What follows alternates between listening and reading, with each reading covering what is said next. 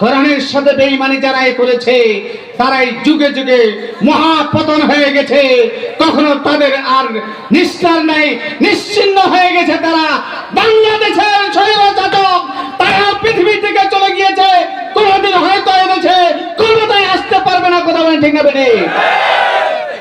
সজাগ থাকতে হবে। এখনো আল্লামা সাঈদী সাহেব বলছিলেন যে ইন্দুরের গর্ত খুঁজে পাবে না পালাবা।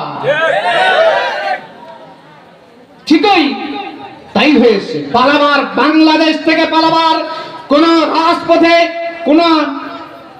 কোন রকম উপর দিয়ে ছাড়া, হেলিকপ্টার ছাড়া, কোন রকম চেকপোস্ট দিয়ে পালাতে পারে নাই, উপরে উঠে তাকে পালাতে হয়েছে।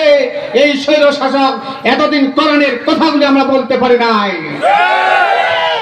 বন্ধুগণ, বিদেশের বাংলাদেশ, জামাত ইসলামের বাংলাদেশের হাজারো আলেমকে আয়না ঘরে রাখা হয়েছিল। কথা বলেন ঠিক না বেটি? ফাঁসির মঞ্চে ঝুলিয়ে দেওয়া হয়েছিল।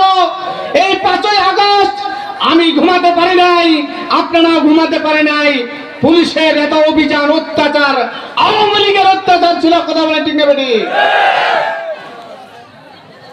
এত অত্যাচার, জুলুম আল্লাহ তারা সহ্য করে না, তাই তাদের এমন পতন হয়েছে, তাদের মূল শিপাশব্দ চলে গিয়েছে সেই ভারতে। কথা বলে ঠিক না বেটি?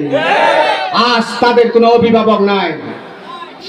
16 বছর থেকে যারা আমাদেরকে নিষ্পেষিত করেছে, আমাদেরকে নির্যাতন করেছে, বাড়ি থেকে বের করেছে, গুম করেছে, হত্যা করেছে, আমরা টিকে ছিলাম, আছি, আমরা থাকবো। কথা বলে ঠিক না বেটি?